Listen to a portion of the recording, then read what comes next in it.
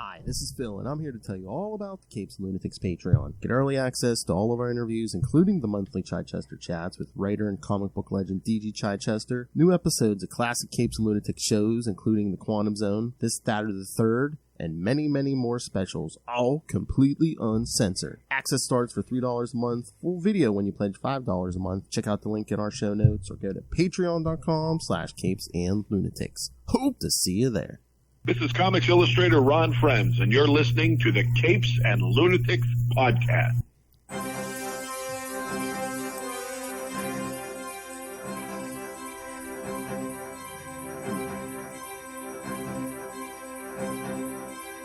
Hello, super friends, and welcome back to the second episode of Electric Mullet, the Superman podcast of all about your 80s, your 90s, and one day beyond Superman comics. I have Phil joining me. All right, let's do a different order this time. All right. Superman's number one fan himself, Mr. Tyler, the Krypton Report's own Mr. Tyler Patrick. Hey, what's up? And the big man of podcasting himself, Justin Yao, keeping Into the Night Theme Moon Night podcast alive. filling in for a little bit. Yes. I did. You know what? That Moon Knight 25 came out the other week. I'm like, should I contact Gray and see if he needs somebody to fill in since the birth of his second child. And I was like, I'm so busy, and I'm sure one of the loonies will fill in. And of course, I see I see it today. I'm like, oh yes, Justin and a bunch of others. I'm like, oh, and then Russell and Mario. Yeah, we had a great chat. Nice. That was a fun time. Wild like an animal. It's always fun with Russell. All right, so yes, this time we are back. Superman's going to jump into the present of 1987 as we cover. I think I was trying to figure out the order. Probably doesn't matter order, although Superman 1 needs to come before Action Comics. But I don't know, that Adventures could probably fill in anywhere. Yeah, it's tough because this was before the triangle numbers. So I know. I know. It's kind of tough to figure out what comes where, unless you look at the publication dates, and sometimes that isn't even accurate. I mean, eventually they even give you like, next issue boxes in the letter columns. They're like, next week or whatever. But right now, right? Yeah, because again, kids, we're gonna be talking Superman number 1, Adventures of Superman 424, and Action Comics 584. Yes, this was back when DC was expanding to 3 Superman titles a month. Ooh. Which I found it funny because they they did a new Superman number 1, and then the old Superman book became Adventures of Superman. Yes. Which I figure they probably were afraid of continuing the numbering on Superman and putting out an Adventures of Superman number 1, because people would probably be like, what is this? Is this another miniseries? What is this? What's going on here? Yeah, so. Yeah. So for the first time. These were fun books. What? These were fun books to read because I read them, I think I read Adventure, Action, then number 1. Okay, nice. Because I was trying to figure out which number 1, because at first when I searched number 1, it didn't bring up the one we were doing at first. And that's why I was like, wait, this isn't it. And I sent the thing to Phil, like, is it this one? He's like, no, this one. I'm like, okay. So then I found it. I was like, all right, now this makes sense now. Yeah. Yeah, sometimes come on, app. You need to be smarter than this. Yeah, sometimes you got to dig for some of them. Instead of bringing up like in a monthly series, it'll throw you a bunch of like mini series or something. Like, come on. Yeah, it's a bit of a treasure hunt sometimes to try to find the right one, but eventually we get there. Yeah. I'm thinking maybe we should cover these in the order I read them: Superman number 1, Adventures 424, and then Action Comics. Break up the burn. That's true. Yeah. Yeah, I agree. Yeah, that works. The Action Comics is cool, but it is kind of. It's different. I don't feel like it really. Yeah, it doesn't hit. There's no similar beats than what we covered in the other books. Yeah, so. Right. And I think it was Action that there's like Lex's at the end, and it kind of continues into Superman 2, which we'll cover next episode. So yeah, there's some continuity there. Yes, a little bit. Yeah. All right. I know what I wanted to mention. Today, the new comics, they put out the first issue. It's another big oversized Black Label book. Tyler, I don't know if you got it or if you're going to get it. Superman: The Last Days of Lex Luthor, #1. Yeah, I'm going to get it because I like the oversized books. I like those formats. I just got to get to the shop to pick it up. Yeah. But isn't Wade writing that? Mark Wade writing, Brian Hitch So, penciling again. Yeah. Ooh, nice. Yeah. Excellent. But yeah, of course. That's one of those that we're going to cover, but we're going to cover when it's all been put out. Because those oversized books, I don't like to try to do them, because it's like a 3-parter. I don't like to try to do them one at a time. I like to wait till all 3 parts are out. Okay. Yeah, that makes sense. Yeah. But yeah, it's interesting, Justin, because we tried to do it like when they were coming out once a month, and the last book got pushed out. So then it's by the time you get back around to it, you're like, right. Oh, that's what. Yeah. Now, anytime there's these mini-series runs, we just wait till one and then cover them. Oh yeah. But yeah, it's basically Lex Luthor's like rampaging in a big giant super suit, and then Superman shows up, and he's like, I wanted to get your attention. I'm dying, and Superman saves everyone, so he's like, I can't figure out what's killing me. You have to help me. Interesting. Yeah, so Lex coming to Superman for shut up, Russell. Kryptonite O-ring. Shut up, Russell. Boy, that joke was a horror, man. That Frank Miller month is the gift that keeps on giving. Oh, I know. Well, of course. Well, yes, it keeps on giving. Your mother's a whore. Frank Miller. There's your Frank Miller, kids. All right. So should we jump into these issues? Yes. Yeah. All right. So, like I said, trio of issues we had. Like I said, we can start with Superman #1, which. All these covers are good, but I found this issue 1's cover kind of weird, considering it's a #1. I thought he'd be standing all big on the cover, like the Adventures of Superman issue, but it's like no, he's like down on the ground and yeah. I know, what a surprise! This right? feels like in today's comics, this would be like issue 2's cover. Yeah, because like you said, issue 1's always like the prominent hero. And then issue 2 of any like arc is more of like the peril for the hero. Yeah, so, the immediate threat. Yeah. So this is like, hey, Superman, issue 1. Oh crap, he's already on the ground. Oh man, what's going on? Somebody already stomped him into the ground already. If this were modern comics, this whole first issue would be him and Lois jogging in the park. And then, he runs into Metallo at the end of the issue, and that's when you get the peril in the second issue. And they would drag it out. They would drag it out, and who it would be written by? Bendis. It would be at least 3 issues. If this is one issue, it would be at least 3 issues. Totally. And I will say that there are parts in this, and we'll talk about it, that I'm like, okay, you could have like spaced this out a little bit more and gave me some more, instead of just like these big like event chunks. Yeah. Like we dealt with in the miniseries, all those time jumps. Trying to crack open another, just good old sparkling water. Nice. The innocent little hellfire. All right, cool. All right, Superman Volume 2, #1 from January 1987. Heart of Stone. Writer and penciler John Byrne. Inker Terry Austin. Colorist Tom Zayuko. Letterer John Costanza. Can't stand you. Editor Andrew Helfer. 3 months ago, Superman learned that he was an alien from the planet known as Krypton. His foster father, Jonathan Kent, had hidden Superman's birth matrix rocket ship in a secret area of the farm, but it has since been stolen. Superman has been searching for the ship ever since. His trail leads him to a laboratory complex where he finds the body of a dead scientist. Inside the complex are comprehensive computer schematics of Superman. Although Superman doesn't yet realize it, this lab is where the cyborg Metallo was created. Metallo's body had been ruined in a car accident, and the scientist transplanted his brain into a powerful robot body powered by an element he calls kryptonite. Superman picks up the entire lab and flings it into a safe orbit in outer space. Never to be seen again, or at least for a few years here. Later, he joins with Lois Lane in his secret identity as Clark Kent.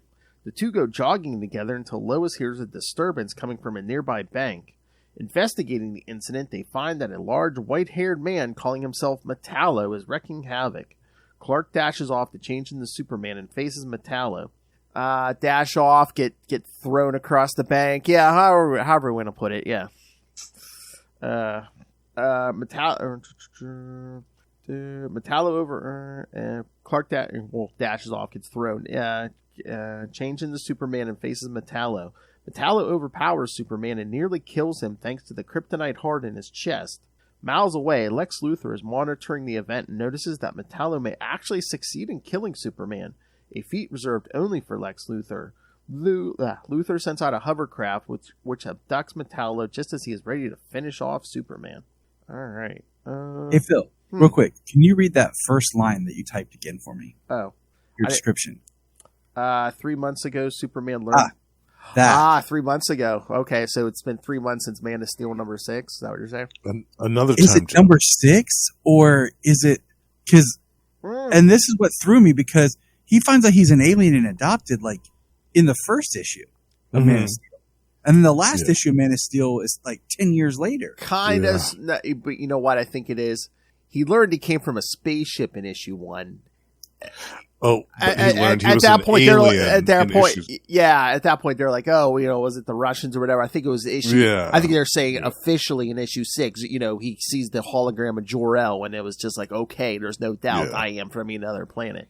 Okay, all right, because that kind of confused me because there's a couple points in here where Man of Steel is referenced, especially like like in the first pages of this when we see him in the science, he's like, where is it?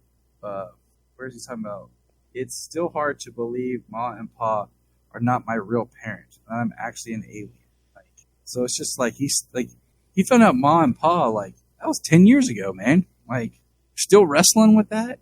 You know what I'm saying? It just feels, I don't know. I don't like time jumps when I don't feel like it really works like that. So yeah. Anyways, I know there's a lot of time jumping, but yeah, now that we're on the monthly books, I think we kind of put, we kind of calmed down on that. That I think until he goes to space, which isn't for another year or two, I don't think we have to worry about any weird time jumps and continuity stuff. Yeah. All right, I'm just reading some of the notes here. Oh man, that's right. Ads. One of the ads in this for the laser tag home game system. Yes, I remember that. Nice. Yes. Yeah, I remember that. Yeah. Is there a phone number? That's the thing I love most about reading old comics individual issues is the ads. Yes. I wish Marvel hilarious. and DC put those on the app. Yeah. Me too. Yeah. They're so funny. Oh my god. Video game ads. Yeah. There was one Game on Genie. Oh yes. Yeah. All the video game stuff you could anytime you saw any Nintendo or Sega stuff.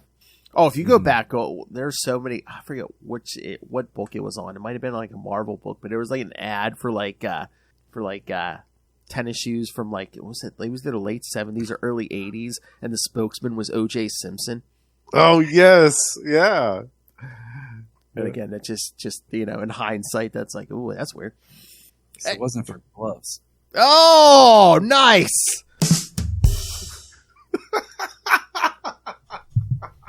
Did anybody watch the Arnold Schwarzenegger documentary that he did on Netflix recently? No. There's a part where he's talking about their casting for Terminator, and they were looking at casting or had casted originally O.J. Simpson to be the Terminator. They're like, he just doesn't look like a killer. Like, you just can't help but be like, I proved him wrong. I love it. It was so funny. That's You're just sitting fantastic. there watching it like, yeah, exactly. Okay, yeah, I sure. don't see juice. No, man. Oh man. Oh my lord. All right. That's good. All right. So thoughts on this issue 1? I think it's interesting just how, like I said, that time jump throws me, and then pushing the laboratory just into orbit in space, Mm-hmm. and then this is another thing that kind of irks me in a way, is the Lois and Clark relationship of just their friendship, kinship, anything with each other seems so like we've only been a few months, but it's been at least 10 years. Yeah. You know, or 8. I mean, because, there's some time between Man of Steel 1 and 2, but from 2 on, that's where we're at, where he meets Lois, you know? And the way they're talking, the way she, like, still is pissed that he stole the first Superman story from her. Yeah, this all feels like stuff that would be in that first year of them getting to know each other. And even the stuff with Lex. I mean, you're looking at some of the stuff, like, it just feels like that Man of Steel time jump is so confusing because, like, this whole, like, how he talks about it took him this long to be able to meet her for a couple of minutes to go jogging. Like, it took you a decade. You know, like... I know, but again, I think it's like that's the way Byrne writes it, where it's like, oh yeah, they haven't gotten together yet because she's been so angry about him getting that scoop for like 10 years, you know, however many years it's been. It's just like, oh really? She really holds a grudge, that Lois. I guess, you know what I'm saying? Like, I don't. It's just the stuff like that because I'm such a continuity. Oh, me too. Yeah. I love a good, strong continuity. Some stuff I can fuddle with because when you're writing these books. But then when, like, you're doing stuff like this, and can we also, like, ask, when did Lois become a redhead? Right now? Yeah. Or, like, Auburn or whatever that is. Yeah. Because this issue, she's, like, in Man of Steel, she was more brunette. In here, she's starting to get her. But then when we get to, I think, Adventures, she's full-on, like, red. Yeah. Yeah, and the closer we get to, like, Death of Superman, it'll get, like, she'll get more brunette, and it'll longer. But it takes them. I think it seems like it almost takes them a while to settle on a look for her. Because definitely. You know, we're still not into digital coloring yet, wow. and I'm big when it comes to my comics. Like, hair color is a big deal. Like, Lana Lang is redhead, Lois Lane is a brunette or black hair. Okay, that's just. It's a visual thing, you know, like to immediately recognize these characters. So the fact that here they're like tinkering with it, it makes me very angry. Yeah, without any exposition, like Lois could have said, "Oh, I just felt like coloring my hair today," and that would have been all it would have taken to explain that difference in the look. And I'm just saying, like, it really makes me mad because I don't know. I don't want to look at them like, oh, is Clark on a run with Lana? Sweet, you know. Yeah. If I'm Who just is that? The pictures, and then all of a sudden I'm like reading. I'm like, oh, that's Lois. What's going on here? Yeah. So that's just me. Yeah, I mean, besides that, I mean, some good Byrne art again in this, especially that first page of him just like crashing through that wall. Yeah, the inks with him and with Terry Austin is a dream team. They're so good together. I loved the scenes where it was like Metallo's origin through his eyes. That was all with the green tint. Yes.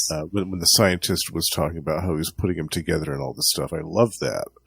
I remember when I read that for the first time as a kid, just thinking that was so cool. It was almost like an old Universal or like a Hammer horror movie, like something like that in a Superman comic book. I loved it. I loved it because I love how you have the parallel, like Superman's talking on one, and then the other one's telling us his origin. Right. Yeah, I loved that. Did you guys read them like across, or did you go down and back down? I just read the whole. Yeah, I read across. Yeah. Did I read across this time? Yeah, but like stuff like this, if I read it a few times, sometimes, like if I read it across, next time I might read it up and down, see how it flows and stuff. But yeah, I usually read it across.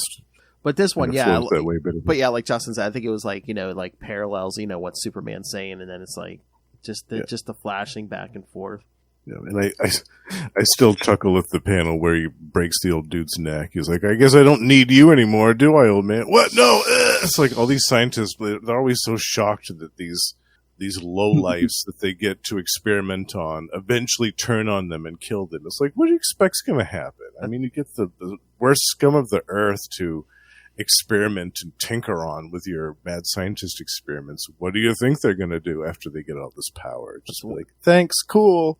That's when you build. That's when you build in an off switch. You know, right? Or have something be like, if my heart stops beating, then you explode. You know, something like that. Yeah, a kill switch.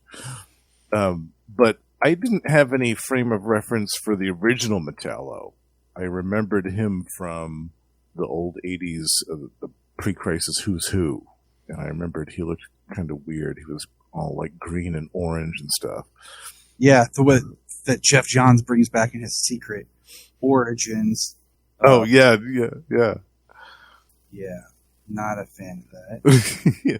I did like this Terminator look for Metallo, though. I thought it was cool. I really liked that. Yeah. I just thought it was interesting. We get this, what do you call it? Very, looks like Ric Flair type, you know. the human skin, yeah. Yeah. And it's not really. And I'm like, what's he wearing? Yeah. Yeah, right. It does look like a wrestler's uniform. It looks like a wrestler's costume. Yeah. But yeah, I agree. The part with him taking the lab into space is bonkers. It's absolutely bonkers. I was reading this again. I was like, wait a minute, what? And it's so funny how long it takes us to get back to this, because I think it's years later. Burns gone from the books. I mean, when we get back to that lab, and it's not even like that much. That I don't. If it's the one I'm thinking Roger about, Stern, wasn't it? Yeah, it might be. But if it's by the issue I'm thinking of, I mean, yeah, Burns long gone. We don't even spend that much time on it. It's just right. It's so funny. Yeah, I just think Metallo's had a really weird history. Mm-hmm. Mm-hmm. When you think about, like, you're talking about the first one, and then you have this, and then even like, you guys remember like the Superboy TV series Metallo?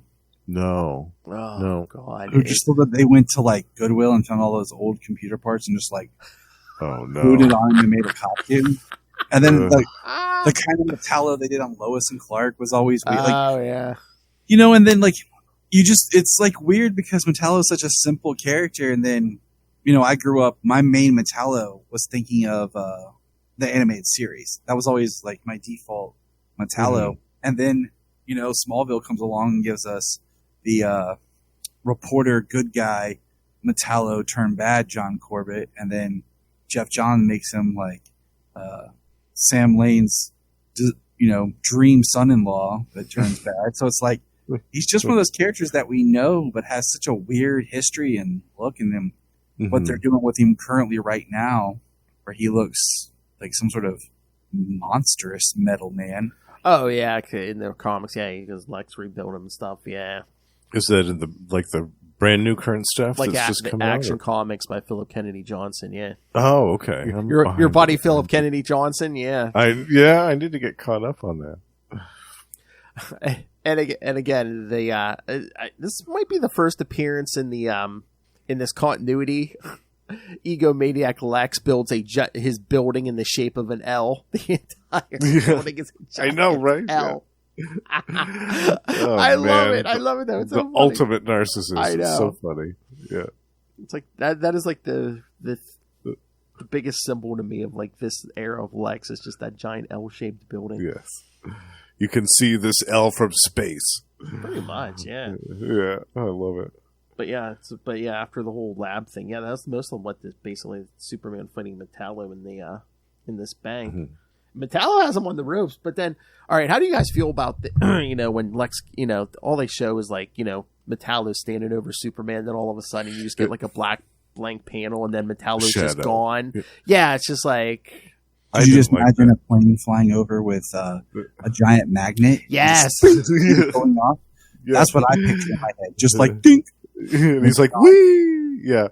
I know. It was kind of anticlimactic, wasn't it? Yeah, after that big battle, just to have it be, he's gone. Because they didn't even mention what happened, because Superman goes, what happened? And Lois is like, I don't know. It happened so fast. I don't know. It's like, how fast was that hovercraft or whatever moving? And it's like, I don't know. What happened? Hypersonic speeds, yeah. I just like all the exposition from the scientist about, I studied the stars, and 28 years ago, something crashed, and I found this, and I, researched in Kansas. I call it crypto. I mean, like, dang, dude, this is some hardcore exposition. Like, this guy's figured it all out, because That guy was it always is obsessed. interesting when we have these Superman stories that he's never encountered kryptonite, or like how far we are into his life, and he doesn't realize he's an alien. He has no history on himself, and here we are now. And it's like, this is where we're at.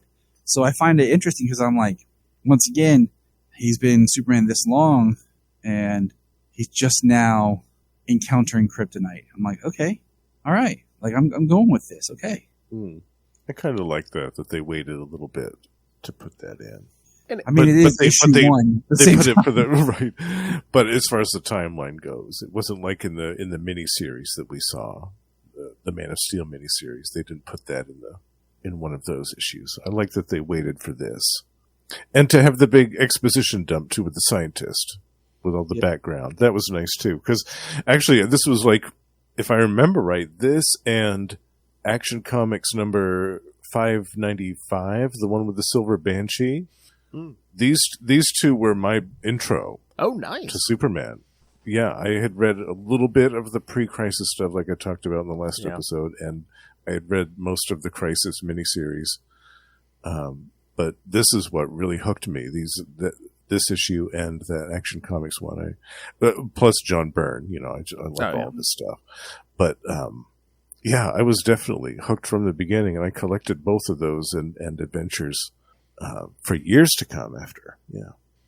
But yeah, this whole Metallo thing, it's just like a bad it's like a Twilight Zone episode. It's basically like, scientist, puts this guy broken guy's brain in a robot body, and then the guy kills him. Yeah, it is. It's like a Twilight Zone, or like an old Universal monster movie or something. I do like that Lex is completely bald. Yes. Yes. We're there. Yeah. That's it. Yep.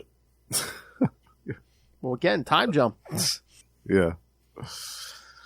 Yep. All right. Any other thoughts on this one, or should we go to the Adventures of Superman? Let's do it. Yeah. Are we doing adventures, or are we doing action? I guess it doesn't matter. What do you guys want to do next? Oh, did you want to do the adventure one to break up the? Break up the burn. First? Yes, that's right. Yeah. That's what I thought we were doing. We're breaking up the burns. Yeah. Breaking up the burns. Breaking up the burn. All right. Adventures of Superman. Yeah, and this one, Lois has full red hair in this one. You're right. Yep. All right. Adventures of Superman 424 from January 1987. I love that the cover with him standing there with the eagle, but then they have like premiere for what is it? Premiere issue. The adventure continue. The premiere. 424 on there. Premiere issue. A little late for the premiere, don't you think? I mean, it's kind of like it's a new title, but it just like kept that same numbering, which once again, modern comics would never. Yes. Yeah. Yeah. I mean, this one, I think out of the three, I liked this one the best. Because this one has what I consider one of the best examples of who Lex Luthor really is in it. Oh, yeah. All right. I was, okay, so we were talking about Lois. I had to boot it up real quick because my app froze. The first panel, the way like the thought bubbles are, the little arrow is not drawn out to Lucy far enough. So it looks like it's just the redhead talking the whole time. And she says Lois in it. So I was like, okay, so all right. So Lois is, and then as I'm reading on, I'm like, wait a minute. Lois is the redhead. That's Lucy. I'm like, okay, all right, okay. And like this whole accident thing, like we're just getting kind of dropped into this. Yeah. It's like I was kind of like, okay, is this something I missed? Did this come from something? Like I said, I really haven't read much of it, but I thought I saw somewhere that they might go into it more in like World of Metropolis or something, or the miniseries. Yeah. Maybe we should just do those. Oh, I know we're doing them in November, but I'm like, I feel like we're just going to keep referencing like, I know. Yeah, maybe this happened here, because there's Sam now. He's not General Lane yet, is he? He's still Dr. Sam Lane, isn't he? Because General Sam Lane doesn't come till like the late 90s or 2000s.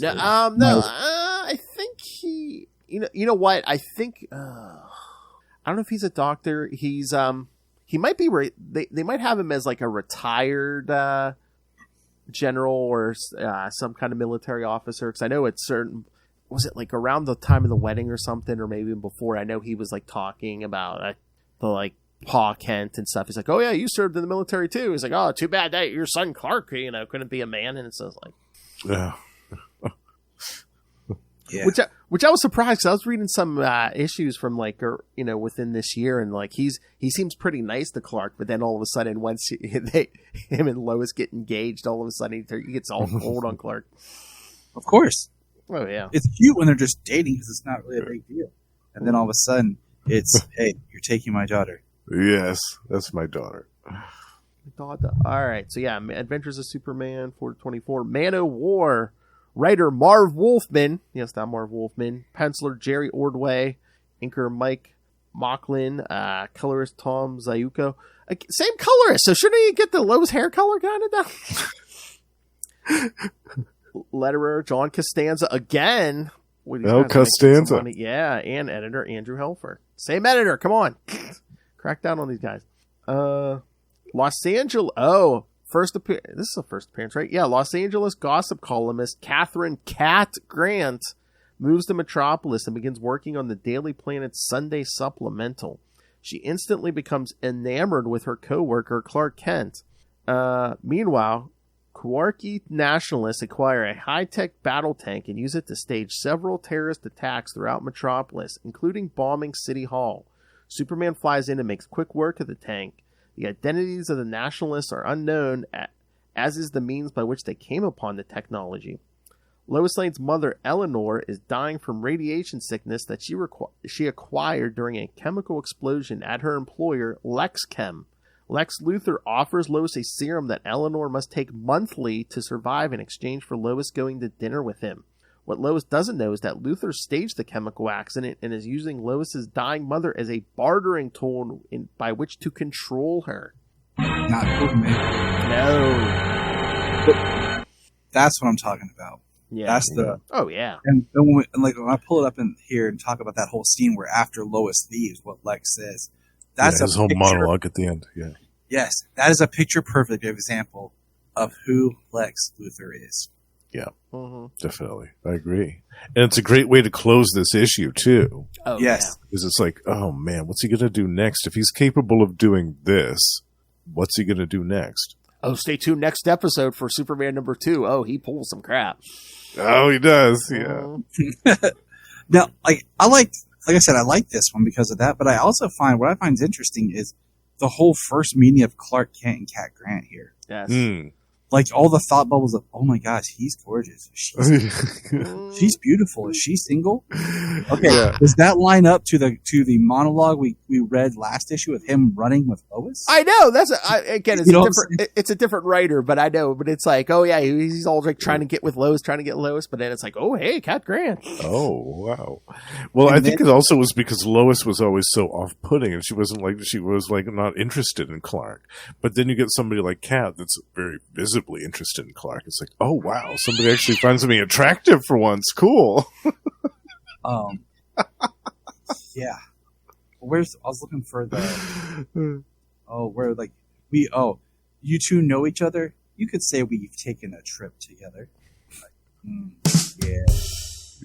But what I think is interesting when she drops the line, so that's Clark Kent. His last novel was Scrumptious. So you remember, like his novel, he's written some books already, yeah. So that was something that came up. Like, I remember when they first did that. Like Clark was writing novels and stuff. So I just little things like that. I'm kind of just picking up on. Like, yeah, okay, all right. When did this happen? You know? Like, yeah, I know in this era they'll bring it up a few times that he's like a novelist too. But yeah, it's I guess they just pull it out whenever they want. But yeah, not only is it the first appearance of Cat Grant, it's also the first appearance of Professor Emil Hamilton. That's true. I love that part too, where he gets Clark at the shield and then shoots at him. He's like, "What are you doing?" It's great. Yeah. I just like how Clark and Cat go off on the adventure together. Yes. Yeah. And how Clark's like, "Hey, I think I saw some rubble moving over there, and somebody help that man. Like, check it out." I know that's weird because it's like we're that at that point where he's like, oh yeah, there's someone under the rubble, and they're just like, yeah, we'll get. It seems like they're just like, yeah, we'll get there, and I'm like, wouldn't he swoop back in as Superman if there was people trapped under there and if people weren't like going to dig them out? I'm like, because he says something like, I don't like my microscopic vision is picking up there are grappler marks in the stone. yeah. The collapse wasn't caused by an ordinary explosion. To me, that like, here, Cat, this is where you need to go. I have something to do, and he runs off. Yeah, they just like jump in the car and drive away, and I'm just like, wait. I'm like, wouldn't Clark stick around to make sure someone else was digging those people out or do it himself? Maybe he's just that interested in the cat. Yeah. Well, He had every faith in the rescue forces. Yeah. Cat Grant. You know where I'm going, right, Justin? Superior puss.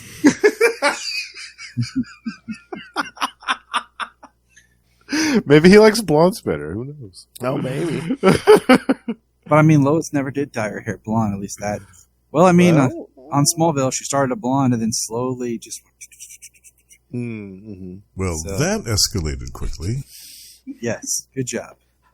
Tyler, one of my favorite games. I play drops and see if I can get Justin to fall out of his chair. It's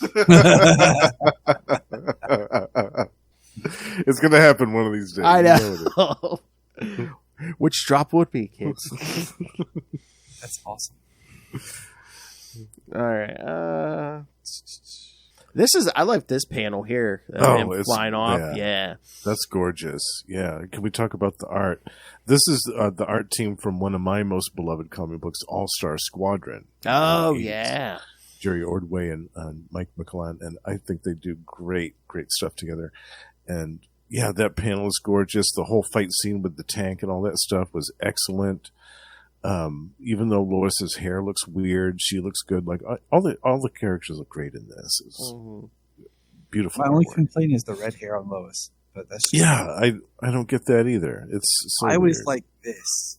Like, it's hard to see, but the bottom of this page, like the ghosting effect of like showing the Yes. speed.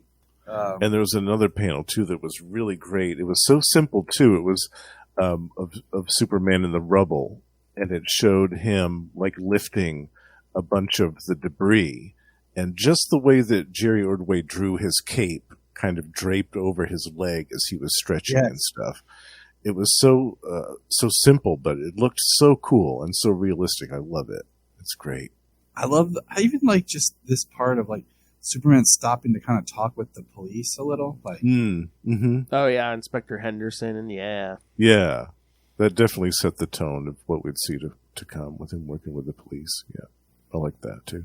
It almost reminds me of like a George Reeves, like George Reeves from the 50s and stuff. I could, talking to the police commissioner and their inspector.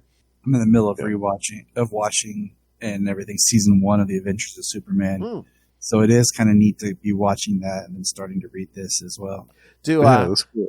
Do you have that somewhere, or did they stream that anywhere? Nope, it is not streaming. Ah. I have all 6 seasons on DVD. Well, I was going to say, no matter what the answer for the streaming was, I'm sure he probably has that on Yeah, DVD. I'm just gonna throw a tangent here. My hope is that in 2025, when they start doing the push for the new Superman movie, we're gonna get a re-release of like a Blu-ray edition of the George Reeves series and just like a remastered version, and all stuff like that coming back out. Because and I've also said this before, like I miss DC Universe, the app when it was DC Universe, because I like that I could stream Wonder Woman, Superboy, The Adventures of Superman, the stuff like that. That was All I the, found all so the animated fascinating. stuff. Yeah. Well, the stuff they never put on Max or HBO Max. The old Superman stuff that I had never really had a chance to sit down and watch, because it took me a while to collect all the DVDs, because some of the prices on eBay were ridiculous. So I had to try to find them and stuff like that. So I mean, it was just, I miss being able to do that, because now like I'm watching it on DVD, which is fine, but it was so nice when I could stream stuff, because then I could watch it at work, on a break, sitting in the car waiting on Jania or whatever. Right. That's my little tangent. Oh, but yeah, speaking of Blu-rays and stuff, did you see they're re-releasing next year for the 30th anniversary Batman Mask of the Phantasm? Yes, Ooh, very nice. Like 4K. Yeah, 4K. Yeah. and I'm debating what to buy it or not. And I say that because I was thinking about buying the Batman the Animated Series in Blu-ray. Yeah. And on the Blu-ray set, it comes with Sub-Zero and Mask of the Phantasm. Ooh. I was gonna say I just have it on DVD. Yeah, I'm gonna have to. I have all the DVDs too. Yeah. But the other thing is that I'm kind of wrestling with is part of me prefers the DVD because the way that they did it on the dark black paper, the darkness was part of it, and then when they're trying to brighten it, Now Superman the Animated Series is different. Yes, the that should be clearer and brighter. Yeah. Yes, yeah. But because I have the whole DVD set too. But like those 3 volumes DVD of when it was just Batman the Animated Series, I actually prefer the DVD because it's the darker grittierness. So that's my dilemma. Do I buy the Blu-ray set or do I just buy Mask of the Phantasm on 4K? In my rant, next year re-release Mask of the Phantasm in theaters. I never got to see it in theaters. I want to see it in theaters. That would be great. Last September, this past September in 2022. Yeah, sorry. Cinemark did a thing for Batman Day. They had Mask of the Phantasm, Batman 89, and Batman Returns. And me and Solomon, my buddy Brian, did all 3. Sayla did Mask of the Phantasm with us. And then my sister-in-law picked her up. But Solomon sat through all 3 with us. Nice. So we just spent the day at the movie and did that for awesome. Because I saw Mask of the Phantasm when it was on its first release. And I'll tell you what, guys, right now, one of the best experiences in the theaters because my kids did not see the reveal coming. On the Phantasm, I turn and I just watch their faces. And Sayla does this. Like, she pops out. Then she looks at me. And Solomon's like, wide-eyed. It was great. It was awesome. Nice. Yeah. But yeah, I saw the other ones I saw all the Keaton ones in the theater. But yeah, I did not see Mask of the Phantasm in the theaters. I want that experience. It's one of those memories that I didn't realize how short it was in the theater. Yeah. But I just remember we asked my dad, can we go to the movies? And my dad was like, what do you want to see? I wanted Mask of the Phantasm. My brother wanted like Beethoven something. Like one of those. One of the dog movies. Yeah. And I was like, I talked him into because my dad always liked Batman the Animated Series. So we all went and saw Mask of the Phantasm and we all loved it. Yeah. So like it was years later that I realized it wasn't in theaters that long. No. That we lucked out in a short window to be able to actually see it. It came out like around Christmas time, I think. Yeah. And then, it wasn't even a month, right? It was I don't think. Yeah, because I remember being all mad I didn't see it. Then the minute I saw it on VHS, I'm like, yes, I must have this. Yeah. And then it's like, oh man, this would have been so cool to watch on the big screen. Oh, yeah. I remember thinking that too when I watched it on VHS. I was like, I love it, but I want to see it on the big screen. Again, I want that experience with my son because like a few years ago when they re-released the Transformers movie in the theater, I took him to see that. Oh, yeah, it was perfect. So cool. It was perfect. I saw it when I was 8. I was traumatized by the death, and then I took him. To see the death of he was 8. Yes. Keep the legacy going. Yeah, I'm still mad, but I'm hoping that they do something. I don't know what they would do, but something similar. Like even if they put Batman Forever and Batman and Robin back in theaters, it would be fun to take the kids to go see them. Oh, the kids love them though. That's the thing. Yeah, I know. Like my kids enjoy them because they are more kid accessible. You're right. So it would just be fun to have that experience. What are the 50 things John Glover plays a DC villain in? Oh my gosh, the dude's DC resume is massive. Could build your own Legion of Doom just with John Glover's. That would be awesome. Do you ever see the episode of Justice League Action where the Joker and the Trickster team up and kidnap Mark Hamill? Oh, so it's them in a car, and it's the Trickster, voiced by Mark Hamill, the Joker, voiced by Mark Hamill, and Mark Hamill, voiced by Mark Hamill. And they're talking. That's brilliant. Together. I love it. Well, that's the only other guy who could do like his own multiverse of Mark Hamill. Totally. Oh yeah, that's the other thing. Superman #9 coming up in a few episodes. We get a visitor from Gotham, and it's not Batman.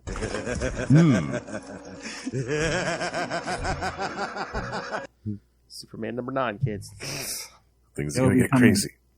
Oh, I know. The last thing I wanted to say about this issue, dating it for all time when Superman's standing on top of the board outside, like, I guess, the movie theater. Stallone. You can kind of make out the letters just enough that you know what it says. Stallone is Cobra. Cobra, yeah.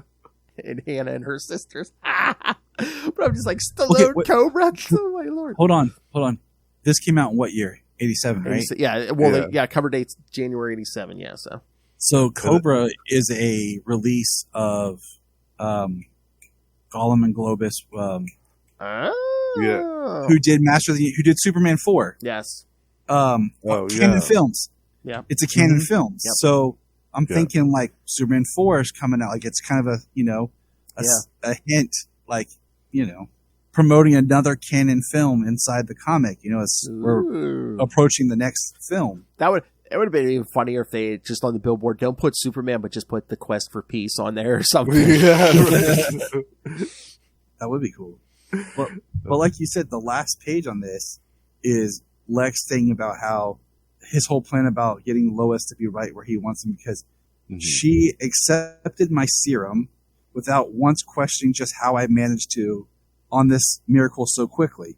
She never even suspected I caused her mother's accident in the first place, or that I could have created a single-use serum. I could have given her a one-time cure and she would have been done with it, but no.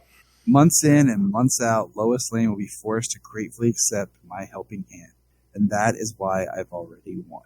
I was just like, that is Lex Luthor. Yeah, that's a good villain right there. That plus, he's a little too chummy with the help. Yeah. Like in the 80s. He's got a different secretary in every issue.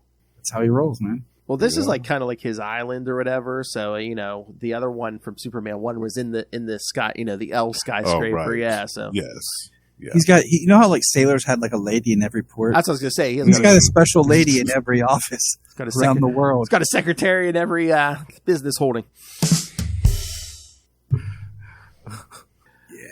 All right. So, anything else on this, or should we get to that Action Comics? Let's get to the action. Yeah. Yeah, I like with this one. Once again, it's like, first new issue. It's like, okay, but for premiere issue. Yeah, for the next first all new Superman, as he's holding Cyborg's arm with Donna Troy in his hand and Beast Boy on the ground. Exactly. But I like for the next couple months at least, Action is kind of like a team up book now. It's like it's basically the new Superman team up book. Yeah, I like that too. Action's always has such an interesting history of doing stuff like that. Of being this almost kind of, it's a Superman book, but it's also like has a lot of different things that they do with it. Yeah, kind of like an anthology too. Yeah. Yeah. All right, so Action Comics number 584 from January 1987. Of course, Squatter. Writer and penciler, once again, John Byrne. Inker, Dick Giordano. Colors, Tom Zucchio. Letterer, John Costanza. And editor, Andrew Help. So Tom and John, man, colored and lettered all three Superman books this month, man. They're working overtime. I like the credits to this where it says John Byrne, storyteller, Dick G, and embellisher. Yeah, like, very fancy. I just thought that was kind of cool. I really love the Cyborg shirt rip. Like just Cyborg. Yep. Yes. Action. And I just can't help but reading this in Carrie Payton's voice. Oh yeah. Booyah. Because I watch so much Teen Titans Go with my kids. Like I just can't help but hear that Cyborg in my head. Superman is seen going on a destructive rampage, gloating about the power he wields in his hands. Cyborg of the Teen Titans tries to confront Superman, but loses some cybernetic limbs in the process. He manages to call Changeling and Wonder Girl for help. They arrive, but Superman easily handles them. Jericho arrives and locks eyes with Superman, allowing him to enter his body in order to keep him under check. A handicapped man named David Gunderson arrives, claiming to be Superman. He reveals that he is Superman and that David Gunderson has used a mind-swapping invention to switch his mind with Gunderson's and locked him up in the scientist's house. Superman, however, managed to escape. The group flies back to Gunderson's home and Superman activates the machine again, pointing his mind and Gunderson's back into their original bodies. David Gunderson is disappointed that he is now trapped in a handicapped body again, but Superman points out that the only thing that keeps him handicapped compared to similar people like Jericho is his mind. And once again, modern comics, this would have been more than one issue. Yeah, at least 3. Yeah. What I like about this issue is I could see this kind of being an episode of some sort of Superman show. Yes. Like, it's a nice little Definitely. self-contained story that has the kind of plot beat where you start off with the cold opening of Superman just like destroying something. Right. And then like maybe you go back or you just open up and then like other heroes are showing up and you're trying to figure out what's going on. And Or say like when the father of a certain someone he knows switches bodies with him. good old Smallville. Smallville, yes. Of course. That it would have been like a really cool, I mean, almost like a really good like before everything ended, like crossover series, or crossover episode of like a 2-part arc or something where you're trying to figure out what Superman's doing. You get a couple of other heroes from other shows that show up trying to help out, like especially when Superman's going crazy and then all of a sudden, boom, the Flash is there, or something. It's just a nice little like action-packed, self-contained story where Cyborg got his butt whipped. He did. No, yeah. Phil, when you answer the phone, do you like to like make a little rhyme like Garfield did here? Feeling trouble, and at the end of your rope, well, you called us, so you're no dope. That's just Phil answering the phone. Not on Monday. Not on Mondays. Not on my. Got it. Makes sense. Oh, look. I was looking at one of the notes. It said Gunderson appeared in a flashback in Adventures 424, but I didn't think there was a flashback to Gunderson unless that was the wrong issue number they put down. But yeah, the notes on this. I remember him on one of the things we read. I think it was a Man of Steel about him answering the phone or something. That's a reference where he says, "I will contact Superman for you, Mr. Gunderson." Oh, maybe. Okay. That's all I remember is like him on the phone. Okay. Because I just remember like thinking like, wow, people are contacting Clark Kent to get a hold of Superman for him. But yeah, that wasn't one of the issues we read. That's really all I know. But I like here on page 8. I always love they don't fix it when there's like an error in coloring. If you look at the front panel where his whole symbol is yellow. Oh yes, yeah. And I'm just like, that's cool. I'm like, that actually kind of looks neat. I'm sitting here looking at this like, I can see that. I'm like, yeah, that's cool. Oh yeah, anytime you get like that weird coloring like mistake in like older comics, where it's like all of a sudden maybe their hand's the same color as the rest of their sleeve or something. Right, yeah. Or everything in the background is the same color. The people and the buildings and everything. Yeah. I just love how like the brightness of just this page of Donna Troy battling Superman, just how much bright red is there. That's a great battle too between the two of them. I think that was my favorite part of this issue, seeing those two fight. When she hits him with the car. Yeah. She's like, he didn't even try to get out of the way. I drove him to the ground like a tent. Yeah. And then she wraps him up with the lasso. It was excellent. Can I just say, like, Jericho's like outfit is just weird. It's like, it's very 80s. Clothes? Yeah. Is it clothes? Is it a superhero suit? Like, it's a little of both. I know he's just like there's some spandex there. It's almost like an aerobics outfit. I was like, is he hanging out with Richard Simmons? Like, this is the 80s, right? Goes with the sideburns. Yeah, it's true. Definitely. But yeah, I mean, again, it's only one issue, but it's like, I don't know, does anyone think it could wrap up kind of quickly once Jericho shows up? Yeah. Yeah, because I feel like the this issue would end, part 1 would like end with like the Donna Troy and Superman battle. Mm-hmm. Then issue 2 would start with like Jericho, go on, and like you'd have Jericho, and then it would end like the end with cliffhanger was there'd be a little bit more in it, and then the last part would be the guy, like, because we'd have a whole bunch about this guy in a basement getting free, and then getting in a cab, and we're all like we're cutting to this guy, right. There'd be more battle here.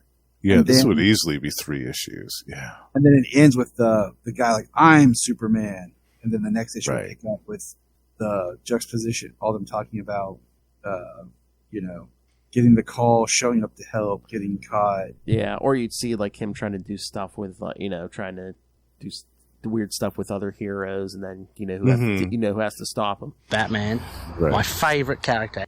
Of course. It was wrapped up really simply, though. I mean, they just walk into the room and then flip the switch, and then that's it. There was nothing. But it just seems like Jericho just like walks up, locks eye contact, takes over the body. I was figuring for something more like like Dawn is like has to hold him down or something so they can like do the mind transfer or something. Because all the talk about he's an alien physiology. Will you be able to hold him?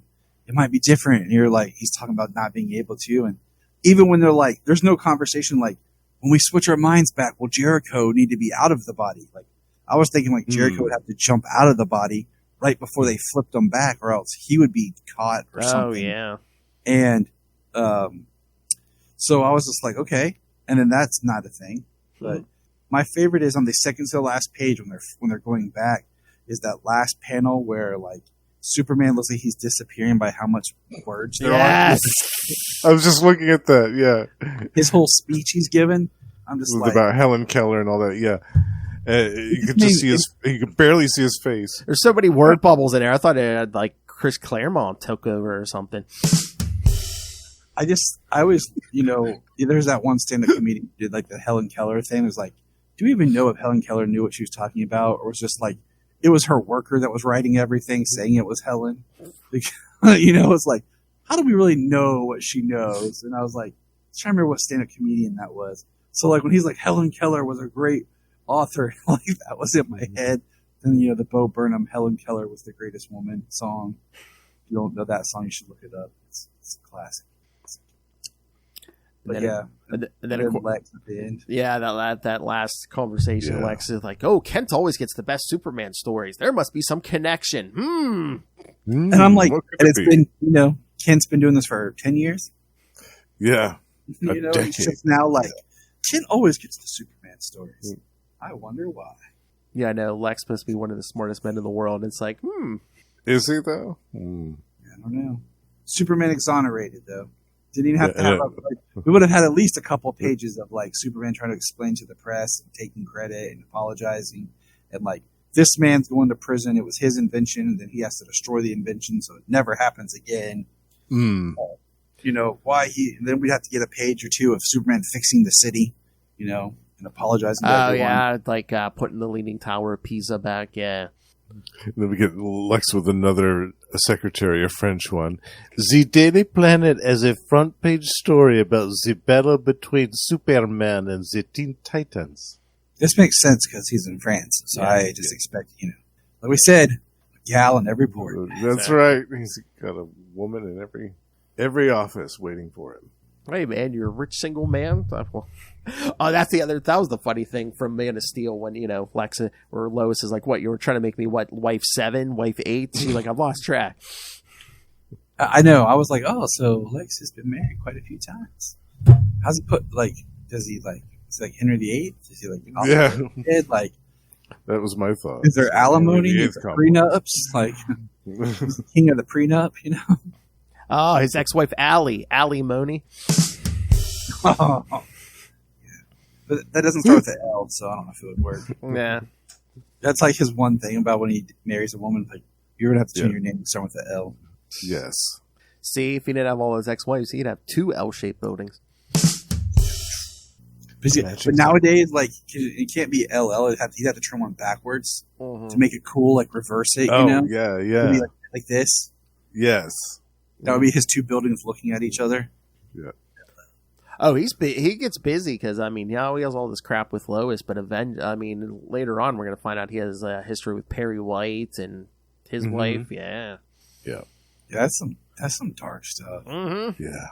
Like when it gets into like that, that's in the 90s though, isn't it? When it crossed into the 90s, I think. It's like a couple years. It's like maybe a couple of years from now. Yeah. It's before the death. I know that. So. Yeah. Yeah. So maybe 91, 92. Yeah, 91. Yeah. Oh, yeah. There's so much stuff coming, kids. Yeah. Blaze Satanist War. Yes. I was just thinking about the Last Son of Krypton story, which is one of my favorites. Love that one. The Eradicator. Yeah. Yeah, That's good stuff. I'm looking forward to just, like as we're doing this, just it's putting little things together and just making me think, like, what was the point of the Man of Steel book? like, you got to Tyler, oh my God. You got a Superman book like every week pretty much then. Yeah. Oh, I know. 4 a month, yeah. Every week, kid. That's good. I mean, I think it's kind of, especially when you get around death, how they did it and stuff, but I think it's sweet. 4 Superman titles, Oh, yeah. I was loving it as a kid, for sure. Yeah. Oh, you get the triangle numbers? I loved it when there for a while during Rebirth, when they went back and they did Action and Superman bi-weekly. So every month you were like, Superman, Action, Superman, Action. You were like, getting your books. And now they've started to kind of spread out the Superman. We have basically kind of like 4 titles, I guess. You have Action, Superman, John Kent, Superman, and now Steelworks. So it's kind of getting back to almost being like 4. I forgot about Steelworks. Yeah. Steelworks, written by the voice actor who did Steel, among other things, Michael Dorn. Yes, that Michael Dorn from Star Trek. Nice. Yeah. Love it. I'm going to have to check that one out. That's the interview I'd love to get. Be like, let's talk some Steelworks. And oh yeah, by the way, the 50 Star Trek things you've been in, let's talk about that. Yeah. That would be an awesome interview. I'd love that. It's the man who's probably been in more Star Trek than anyone alive, including Shatner. Yeah, let's talk. Yeah. It's true. All right. Yeah. All right. Yeah. All right. Any final thoughts on any of these issues? No.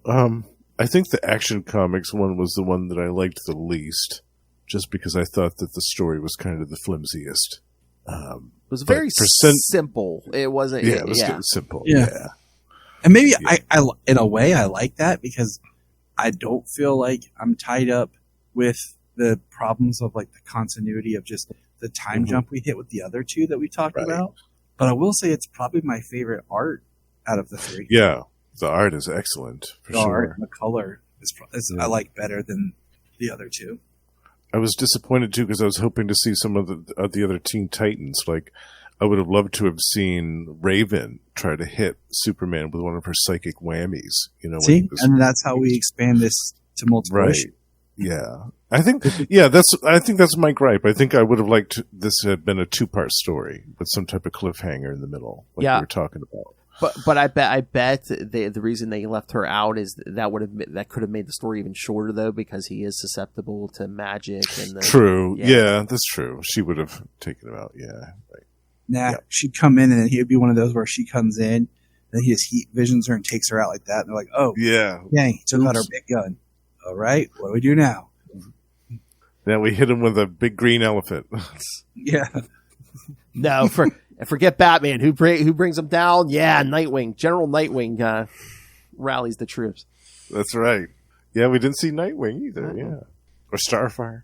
Oh, Starfire. Yeah, man. Starfire could have gone. That would have been cool to see Starfire and Superman's heat vision squaring off with the blasts. Yeah. Yeah. At least I just at least like one of those things of like when they got the alert from Vic Stone, like Donna Troy's running out, she's like, get everybody. And like you just have like Garfield trying to like send out a distress signal, like we have to get everybody down here. Like at least I don't know, some dialogue. Where's Raven? Where's Nightwing? Yeah. Where's Starfire? Why can't we get through? Yeah. It could have easily Nightwing? been at least a 3-issue 3-issue arc. Oh yeah, that would have been interesting just to see Dawn and Troy and Starfire just trying to outmuscle him. Just physically overpower him. Yeah, or Nightwing trying to like strategize and think about what, trying to like get them to work as a team, and yeah. Call Batman. Batman goes, I told you he was dangerous. I told you that in another reality we might be friends. Until he acts like a dick like this and starts smashing buildings. Yeah. That's what insurance is for. Yeah, of course. All right, so yes, next 2 weeks, kids. Kristen will be back. Next week we'll cover all the new Nightwing books. Like by the time you hear this, Night Terrors Nightwing 2 will be out. World's Finest Teen Titans #2 will be out. Oh, I read Night Terrors Titans #1 today. No Nightwing in it, so I'm kind of disappointed in that. Oh, that's too bad. I haven't read it yet. Yeah, no Nightwing. Probably because he's just stuck in a dream in his own book. So, all right, and then in 2 weeks we'll cover a classic arc, Nightwing 142 through 146. I think that's Tomasi. Yeah. So, but then in 3 weeks we'll be back here, kids. We'll do Superman #2, Adventures of Superman 425, and Action 585. Followed up the following week by Superman 3, Adventures of Superman 426, and Action 586. So yeah, it'll go like that. We'll be in a pattern like that for a while, kids. But then, Sounds fun.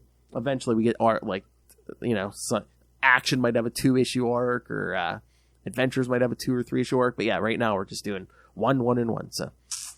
And eventually they'll do stories that cover all of the books. Yes, or go through all the books. Yeah. Yeah. When he goes to And space. eventually Phil will grow his mullet. Better try to electrocute myself, like I said.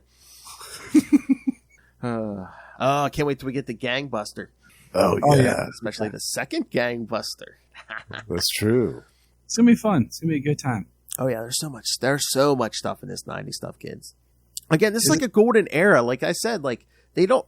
That's the other thing with, I feel, like, some of the weakness of modern comics is, like, back in, like, the 90s, like, I swear, the Superman books and then over at Marvel, the Spider-Man books had, like, the best, like, supporting cast of characters. Mm-hmm. Yeah. I feel like they're trying to bring that back. Mm-hmm. But, like, even in this, like, Detective Henderson. Yeah. You know, that's a really good kind of liaison character, like, or, you know, Dan Turpin or Maggie Sawyer. Oh, yeah. Once we get... Those characters that seem to have been absent for a while. Oh, yeah. Cat Grant, you know, romantic interest. Yeah, definitely. Or a figure will eventually get to Bibbo. Bibbo. I like Bibbo. Yes. I love Bibbo, yeah. How they depict him. Sometimes I feel My I don't favorite. like, I'm not a fan of the depiction, but sometimes I really do like the way they do Bibbo. Yeah. Oh, wait till that Krypton, that story you're with the Eradicator you mentioned, Justin. I think that the one where Bibbo and Lobo get drunk. Lobo, yes.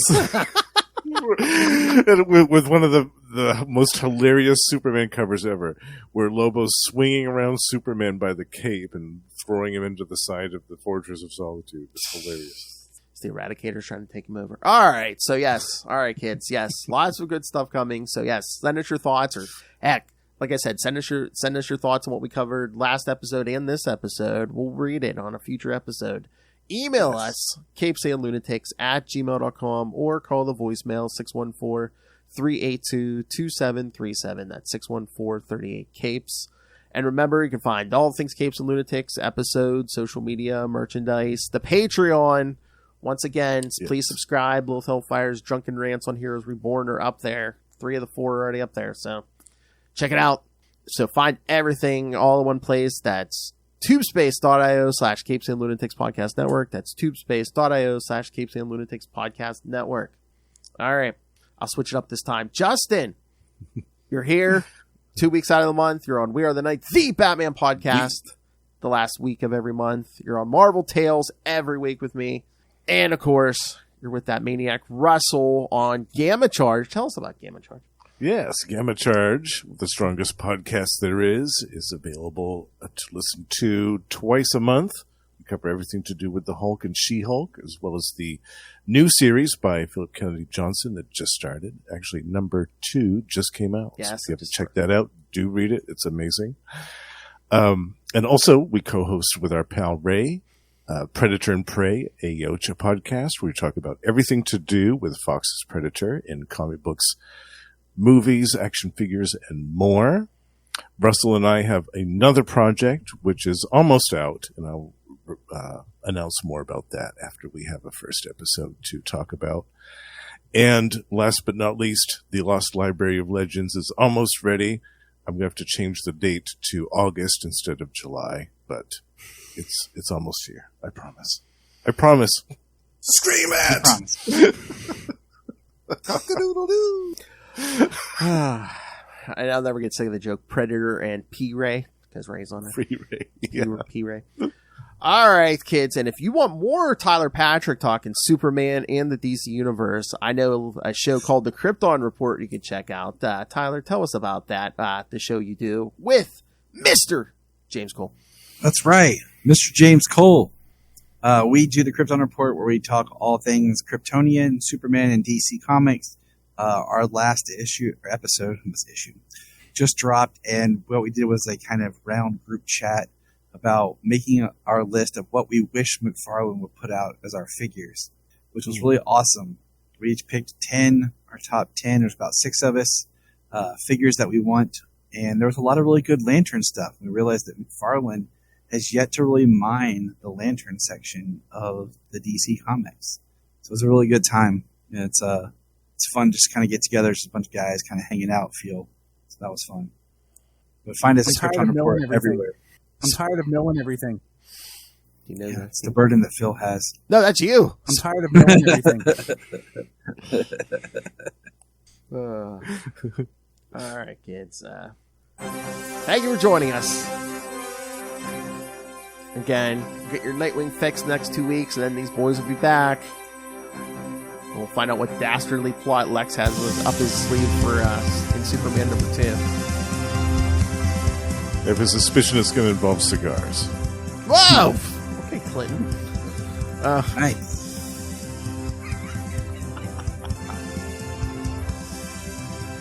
Nah, something gets laid right at Lex Luthor's feet, and he's like, nah, that can't be it. So, Yeah, can't be that easy. no!